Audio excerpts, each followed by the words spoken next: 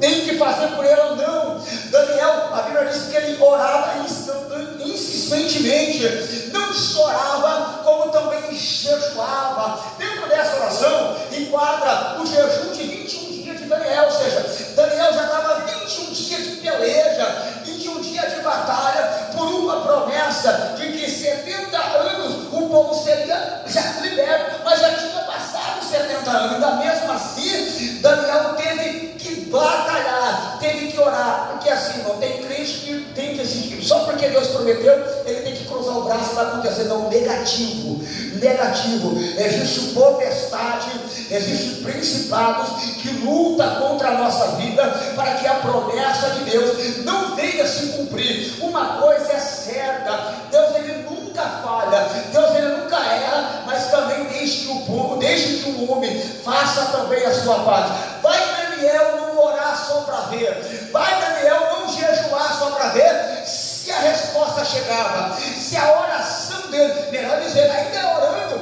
tu vai Daniel insistir na oração, não vai Daniel insistir no propósito, se a oração passava no príncipe da Pérsia, se a oração passava no principado. Não, irmão, acima de nós existem seres espirituais que lutam contra a nossa vida, luta contra a nossa família, luta contra os nossos projetos, luta contra os nossos sonhos. E se nós não entendermos isso, seremos vulneráveis aos ataques do adversário, e a tendência desse é parar, é desistir, porque não tem perseverança, não tem insistência.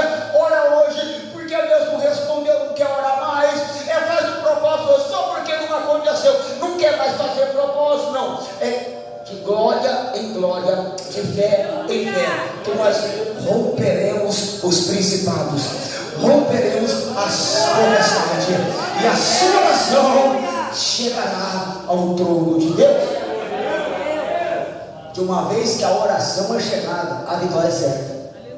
De uma vez que o propósito é chegado às narinas de Deus, a resposta é certa.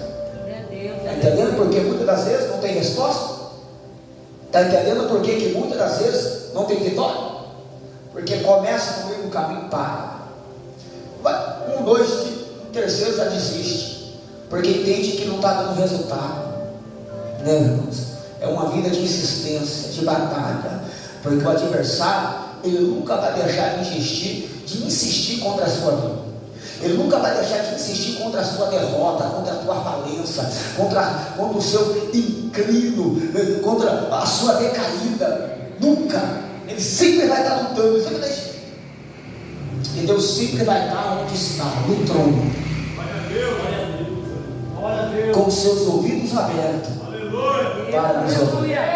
Não, é só clamar, e com as tuas mãos estendidas para nos ajudar. É só clamar, é só clamar, é só ter vida de propósito, é só ter vida de dedicação a Deus, a vontade de Deus, que tu verás que a tua vida nunca mais será a mesma. Glória a Deus, aleluia. Aqui Neemias ele está voltando do cativeiro babilônico juntamente com o povo que ali está. Neemias se encontrava dentro do palácio e chega ali um dos seus irmãos israelitas e ele pergunta acerca de Jerusalém. O povo volta para Jerusalém, só que volta sem nada, volta falido, volta destruído, porque a desobediência a Deus faz com que a pessoa venha à miséria. A desobediência a Deus faz com que a pessoa vá à ruína. E assim que estava Jerusalém e o povo de Israel, a ruína, a ruína. E quando o israelita começa a falar para Neemias, a situação estava tão precária que Neemias nem estava lá, mas imaginando, ele começou a chorar. Ele começa a dizer: os muros foram destruídos, a cidade foram desassolada, a miséria, o povo está em fome, o povo está no caos. Olha só o que a desobediência a Deus leva o homem: a miséria, a ruína, a destruição, ao declínio. Isso faz através da desobediência a Deus. E Neemias então começa a chorar, irmãos. Não quero entrar muito nesse detalhe, mas Neemias conversa com o rei, que era a sua autoridade, Neemias era copeiro.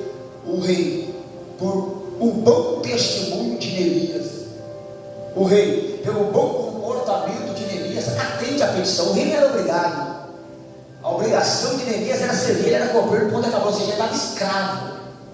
Neemias era um dos escravos do palácio.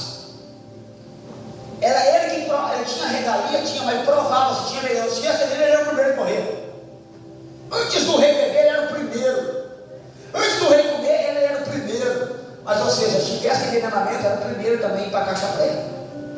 Então, ou seja, ele era escravo, mas com as mordomias.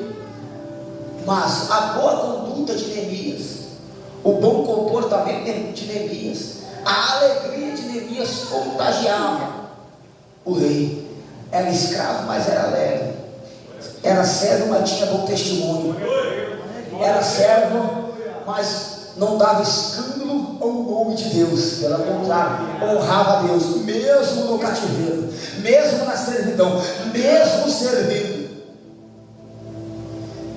E tem pessoas que não entendem isso hoje. Quem serve bem tem carta branca com Deus. Deus, aleluia. Quem serve a Deus em obediência sempre vai ter uma regalia dentro do palácio, dentro do templo, dentro dos atos. Sempre terá, sempre vai ter. E Neemias era um desses. E por Neemias ter esse bom comportamento, esse bom testemunho, Neemias chega diante dele. Senhor, melhor dizendo, o rei o vê chorando. Não. E o testemunho dele era tão maravilhoso aos olhos do rei, porque a posição que Neemias estava, segundo os costumes daquele império, segundo a posição que Neemias estava, ele não poderia se apresentar na presença do rei triste. Esse era a obrigação dele, ele tinha que se apresentar alegre, sorrindo, com alegria. Não poderia se apresentar dessa feita, ele poderia ter morrido por isso. Mas o testemunho dele fez com que o rei se inclinasse. Porque está assim, Neemias? Por que chora assim? E ele vai contar acerca da história dos seus irmãos, a condição que o povo estava em Jerusalém, a cidade destruída, o mundo desassolado, os seus irmãos na miséria. E ele faz então, irmãos, um pedido ao rei, que se o rei o liberava, que dono de um escravo vai liberar outro escravo, que dono de escravo vai liberar escravo. Que certeza o rei teria que ele não ia fugir? Que certeza o rei teria que ele nunca mais voltaria para continuar servindo? Mas Neemias era homem de palavra. O rei acreditava na palavra de Neemias, porque Neemias era um homem de Deus. É o que está faltando nos dias de hoje. Homens de Deus com palavra. Homens de Deus que sustentam a palavra que sai da boca. Que, irmão, com todo respeito, não se escandalize, vocês que estão aqui pela primeira vez, porque aqui é assim. Nós estamos vendo muito calça frouxa. Se compromete, automaticamente descompromete. Só que da palavra, não é homem de Deus. Estou falando como homem de Deus. Aí quando fala homem de Deus, você falou, não, estou tranquilo. Aí quando vai ver, cadê o homem de Deus? Cadê o homem de Deus? Cadê o homem de Deus que deu a palavra? Não tem mais homem de Deus, só tem só um homem, mas de Deus. E Neemias era aquele que sustentava a sua palavra. Ele disse, não, rei, eu vou, mas voltarei. O rei libera ele, e ele vai. Chegando lá, irmãos, ele tinha uma grande missão. Missão essa que todos que ali se encontravam não tinham. Porque muito bem, um deles poderia ter se posicionado, reunido o povo que ainda que estava ali desassolado. Vamos levantar os muros, vamos trabalhar, vamos fazer. Mas Neemias chega lá, o povo está prostrado, o povo está caído. Neemias começa então a reunir o povo, para então ter a possibilidade de reconstruir o muro. E é aqui que eu quero pregar. Escuta aqui uma coisa. Como não vai dar tempo mais tratar todos os assuntos, pelo menos Bíblia, você vai sair daqui com Bíblia. Vai sair daqui com mensagem. Escuta uma coisa.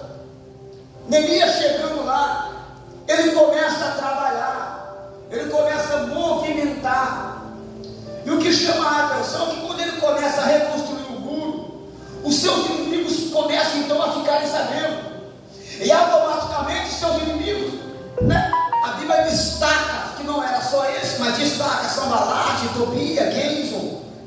Aí enviaram mensageiros até Neemias. E a mensagem deles era que eles parassem de fazer, de tentar reconstruir aquela obra.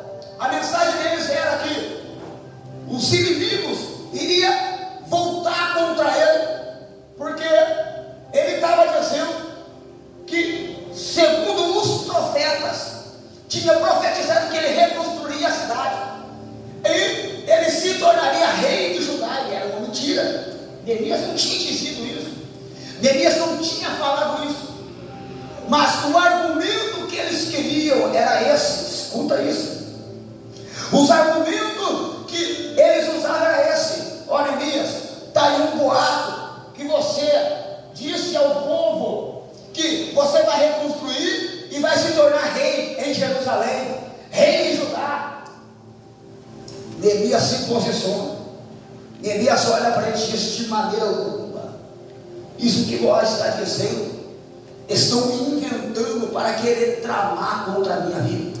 E a Bíblia faz menção que 4 vezes eles enviaram mensagem, 4 vezes eles enviaram a mesma mensagem, os mesmos mensageiros. E você sabe o que aconteceu? Neemias vai dizer que ainda que os inimigos estavam tentando contra eles, eles estavam reconstruindo. Deixa eu explicar melhor aqui para você. Uma das mensagens era que Neemias fosse com eles até o vale de Uno. Em outras tradições na Campina de Uno. Vale, a Campina de Uno era um lugar fora de Jerusalém, ou seja, era um lugar plano, era um lugar vazio. Ou seja, o que os inimigos queriam fazer com Neemias? Tirá-lo de dentro de Jerusalém. E Neemias estava preocupado de não descer, ao ponto que Neemias dizia: olha, eu não posso, porque eu estou numa grande obra, eu não posso parar. Mas qual era a preocupação de Neemias? Não era só por causa da reconstrução. O versículo 2 vai frisar que os umbrais, as portas, não era ainda colocado. Ou seja, a proteção da cidade ainda não estava concluída. A proteção da cidade não estava ainda edificada. E o que os inimigos queriam fazer com Neemias? Arrancá-lo de dentro da cidade, porque ele não estava construindo de fora para dentro, ele estava construindo de dentro para fora. Aprenda aqui uma coisa: tudo que o inimigo te quer é te fazer você sair de dentro e te levar você para um lugar vazio. Olha o que vai dizer aqui em 6:2, ó. Então Sanbalate e Gêison me enviaram uma mensagem dizendo: vem, vamos acampar junto como tropa da Campina de Ono. Na realidade, eles planejavam casar o dano. Eles queriam arrancar de dentro. Por quê? Levando para a Campina de Ono. Campina de Ono, segundo a Bíblia, era um lugar fora de Jerusalém, vazio, deserto, ou seja, ficaria vulnerável, ficaria presa fácil. E na obra do reino de Deus não é diferente. É por isso que o inimigo quer te arrancar você aqui de dentro. É por isso que durante o dia o inimigo vai te colocando desânimo, para você não vir para a igreja e você ficar lá isolado, você ficar sozinho. E quando você fica isolado, fica sozinho, fica fica sozinha, ele te causa dano, ele enfraquece a tua fé, ele te prejudica, e a finalidade dele é te matar. E nós aprendemos aqui com Neemias, porque Neemias vai dizer para assim, ó: então lhes enviei um mensageiro dizendo: estou numa grande obra e não posso parar.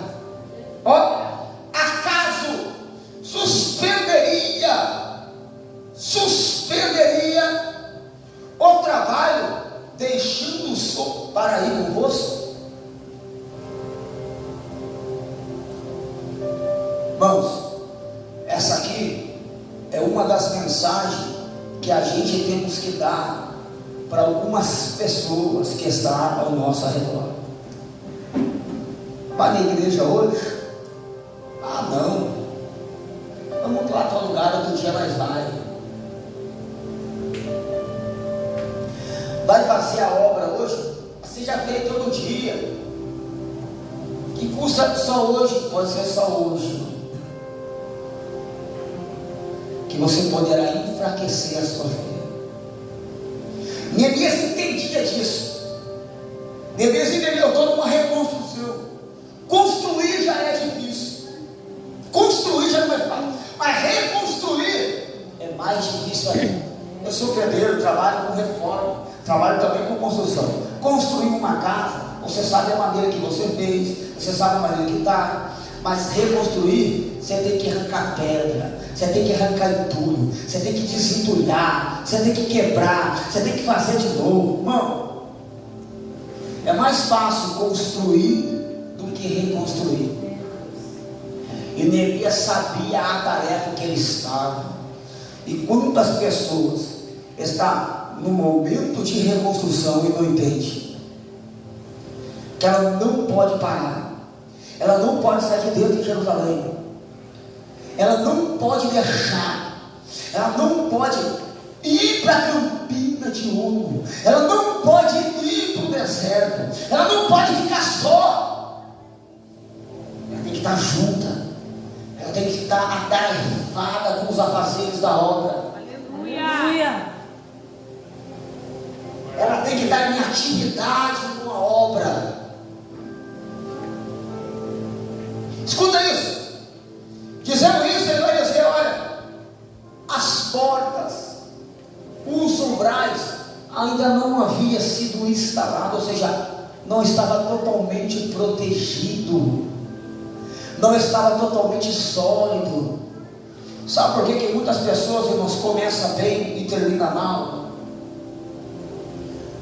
Porque no começo ela está reconstruindo, ela está se estruturando, mas aí ela já acha que ela pode, ela acha que ela já está preparada.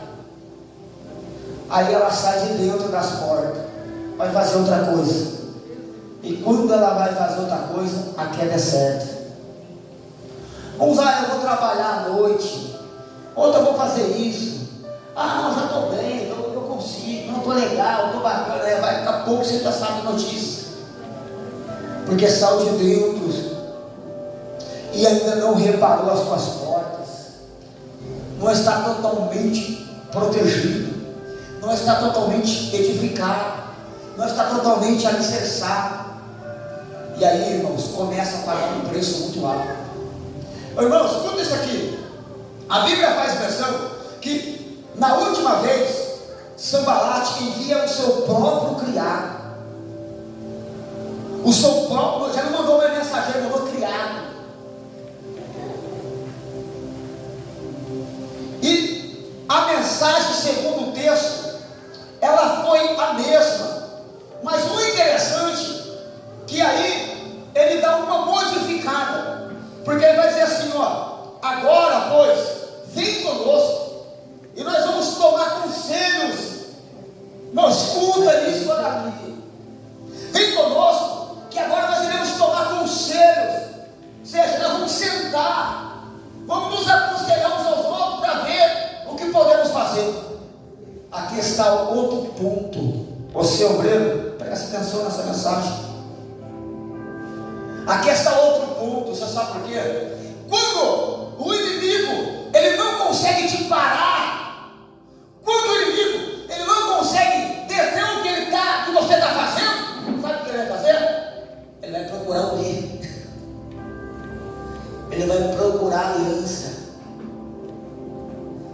ele vai procurar amizade, ele vai procurar aproximação. Ele vai usar alguém, vai chegar dentro da sua casa com um amiguinho, vai chegar no sapato de veludo e vai procurar aliança contigo.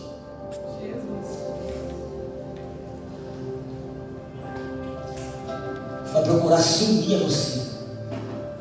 E como o projeto dele é te tirar de dentro, te levar para fora, aí a conversa vai ser assim: ô fulano, você vai na igreja hoje?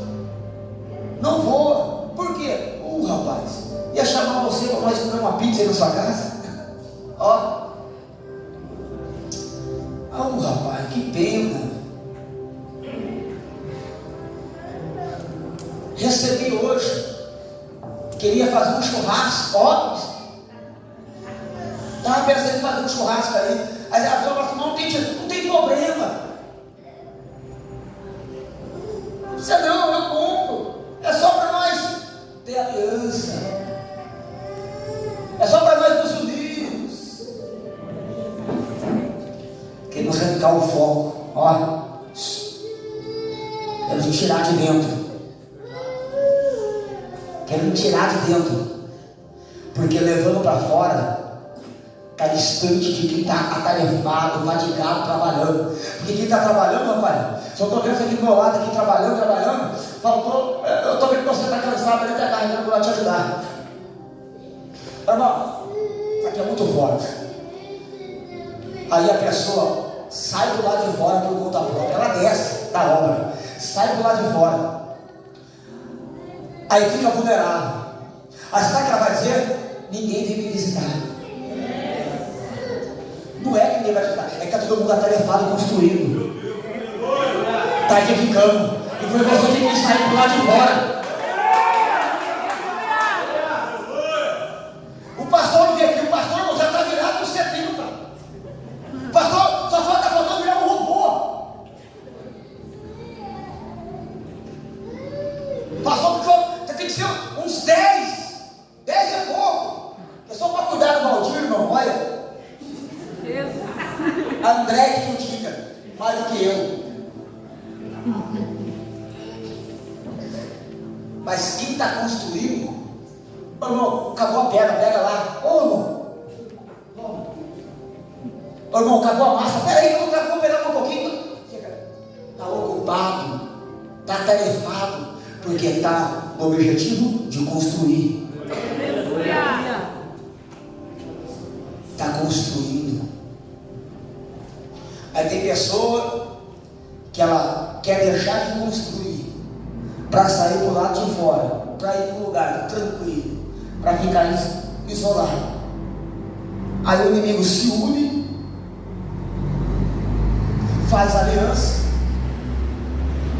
fica vulnerável, porque a intenção do inimigo através dessa aliança é prejudicar.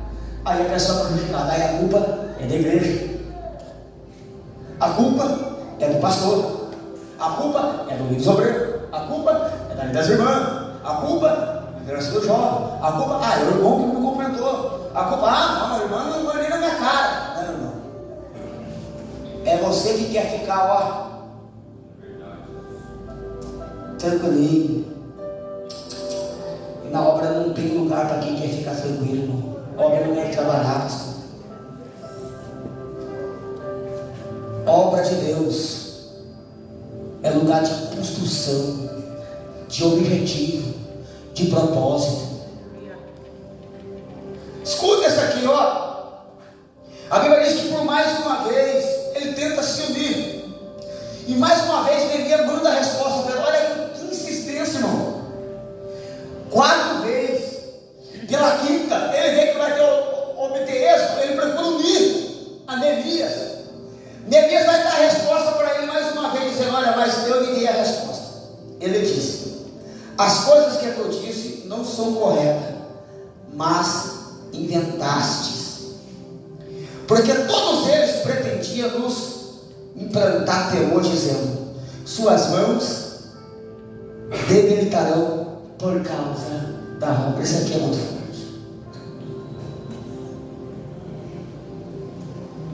Olha a estratégia do inimigo. Vai ir para a igreja tanto assim, para quê? Que tanto faz para a obra? Vai faltar para você. Que tanto vai para a igreja?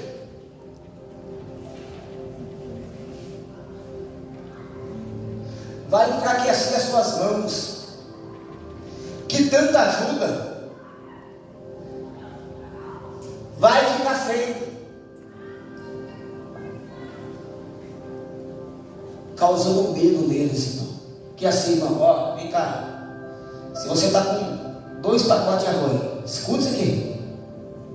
Se você estiver com 2 pacotes de arroz, aí a necessidade é comunicada. A necessidade é comunicada e você opa a obra. Mas se alguém se levantar assim, mas vai dar hora. Se faltar, pronto, tá bom. Já não dá mais. Já muda de conversa rapidamente. Estou colocando um arroz como exemplo. Já muda rapidamente. Pô, mas velho, só tem 2. Vai faltar. E quem está construindo, irmão, nunca mede esforços para ver a obra concluída. Aleluia. Ele nunca vai deixar de medir esforços para ver a obra executada. Escuta, irmão, olha só. Porque todos eles pretendiam nos causar temor, dizendo: as suas mãos vai enfraquecer. Enoque dizia: não trabalhem. Dizia para eles não trabalharem, para eles parar, para eles não fazer. Aquela pessoa que diz assim: vai à igreja fazer o quê? Para disso aí. Então vai ficar orando pelo teu esposo até quando? Deixa disso. Para. Vai ficar orando pela esposa até quando? Para. Vai ficar aí batendo cabeça com o filho, porque não é o filho dela. Porque se fosse, não falava isso. Vai ficar aí sofrendo com seu filho aí até quando? Não é dela? Não é dele? Aí fica fácil falar. Não é o sangue dele? Não saiu de dentro dele? Aí fica fácil. Mas é o que o inimigo faz. Porque ele só sabe fazer é destruir o que é dele, porque ele não tem nada. Ele quer destruir aquilo que você tem. Ele já não tem nada. Nem. Mas ele quer destruir aquilo que você tem. Mas Neemias, irmão, em alta voz, ele vai dizer: agora a Deus fortalece minhas mãos. Escuta, irmão, o negócio ficou tão tenso, o negócio ficou tão sério, que eles intensificaram e passaram então a tentar matar Neemias, ao ponto de, a Bíblia faz menção que Semeais, filho de Davi, tentou cercar Neemias para matá-lo. E a estratégia dele foi da seguinte maneira: olha, vem, entra conosco no templo, e tranca a porta. Escuta isso aqui.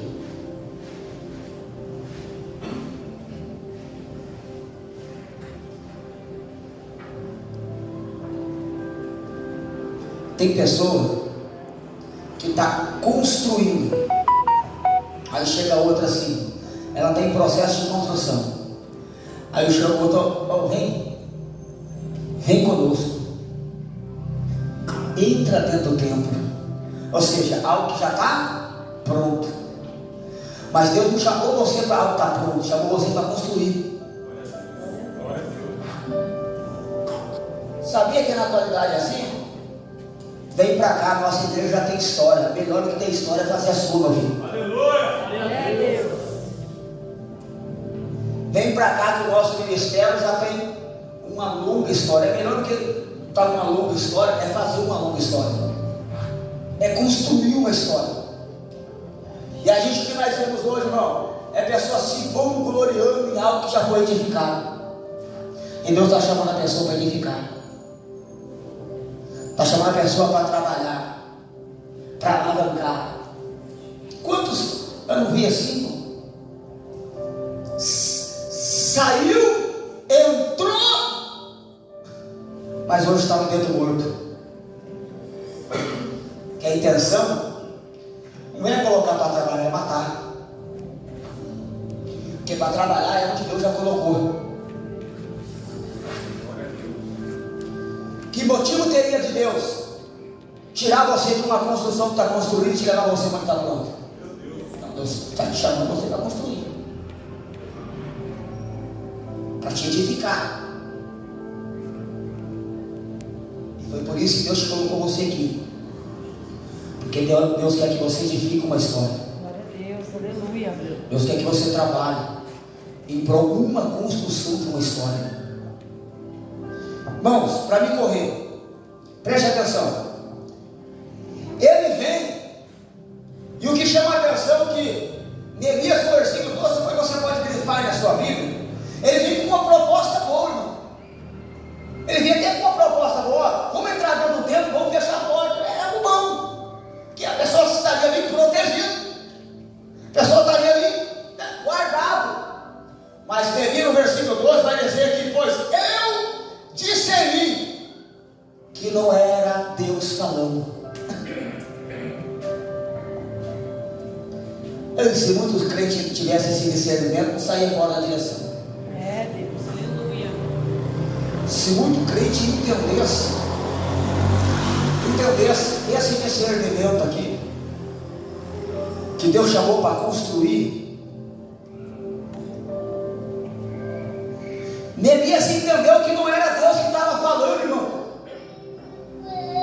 Ô, irmão, o negócio passou a ficar tão sério que os profetas, e a Bíblia especifica que também o profeta Odadias e o resto dos profetas queria também intimidar por causa dos inimigos. Ou seja, esses profetas já estavam em Jerusalém. Esses profetas são daqueles que não constroem e não quer também que os outros construam.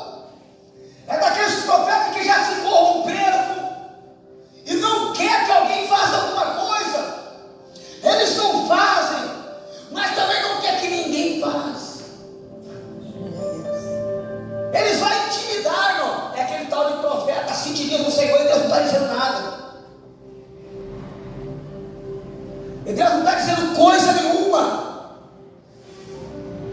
É aquele tal de assim diz o Senhor, mas está te tirando fora da direção.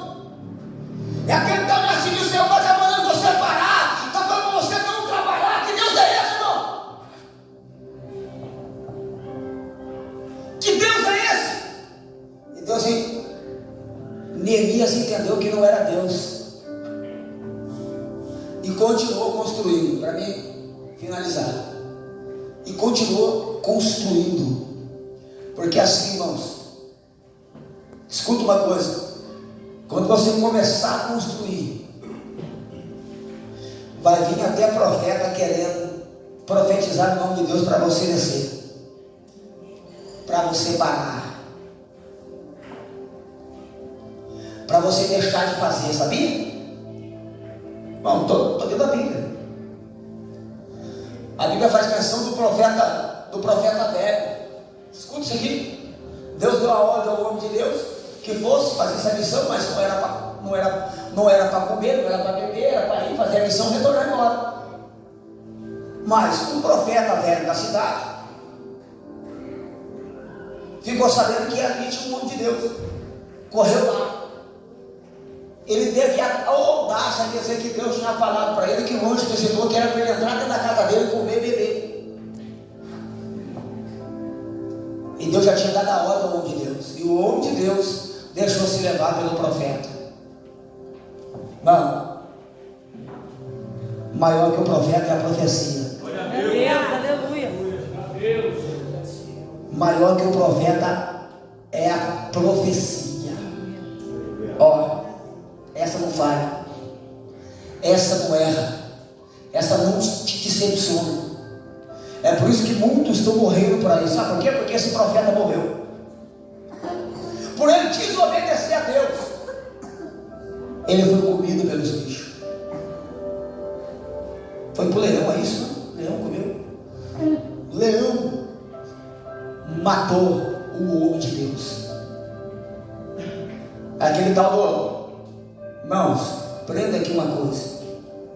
É aquele tal do homem de Deus que está longe de Deus, fora da direção de Deus, mas ele quer, sabendo que você é homem de Deus, ele quer tirar algum proveito daquilo que você tem de Deus. Eli foi assim. Ele começou a perceber que Deus era com Samuel. Aí ele começou a querer saber o que Deus falava para Samuel, até o ponto que a Bíblia faz menção que Samuel não falou mais com Eli. Você já pensou? Por quê? Já estava longe de Deus. E quantos que está longe de Deus quer tirar quem está perto de Deus? Então toma cuidado. Nós já estamos aqui, irmãos, numa grande obra. Um dos assuntos que eu iria tratar, eu vou tentar falar alguma coisa aqui, é acerca disso. Nós não podemos parar. Por que tanto culto? Estamos construindo. Nossa, por que tanta oração? Não, estamos reconstruindo. Mas tem culto todo dia. É o que muitas vezes a gente ouve. Então não pode morar no céu, porque lá é toda a eternidade. Está morando no céu como? Mas tem culto direto. Eu não sei porque tanto culto. Não, irmão, você quer ficar dormindo na sua casa? O que o inimigo está tentando fazer com você é tirar você de dentro para fora, meu filho. E é perigoso colocar um culto só de domingo e ser pesado para ela ainda. Porque a maioria dessas pessoas que às vezes reclamam de domingo chega aqui 8 horas da noite. O culto só é 2 horas e meia, gente, 8 horas, chega 1 hora. Ele ainda reclama do tempo da palavra. Ela murmura do tempo da ministração. Acham ruim? Precisa decidir. Quer estar para o lado de dentro ou quer estar para o lado de fora? Precisa tomar uma decisão. Ou permanece construindo ou desce e vai se unir ao inimigo. Precisa decidir. Mas Neemias continuou a construir. E chegou uma hora. Você marca aí na sua Bíblia, versículo 16, que vai dizer assim: e reconheceram que esta obra fora cumprida por nosso Deus. Não para não, meu irmão. Eles vão ter que reconhecer que o seu casamento é de Deus. Não para não, meu irmão. Eles vão ter que reconhecer que a tua empresa é de Deus, o teu filho é de Deus, a tua esposa é de Deus, o teu marido é de Deus, os teus sonhos são de Deus, o teu ministério é de Deus. Eles vão ter que reconhecer, ainda que no começo eles disseram: uma raposa vai derrubar, não vai dar nada, é fogo de palha. Mas no final vão ter que realmente é de Deus. Porque quando é de Deus, não para. Porque quando é de Deus, não desiste. Porque quando é de Deus, irmão, a gente vamos até o fim. Que você que recebe essa palavra para Jesus.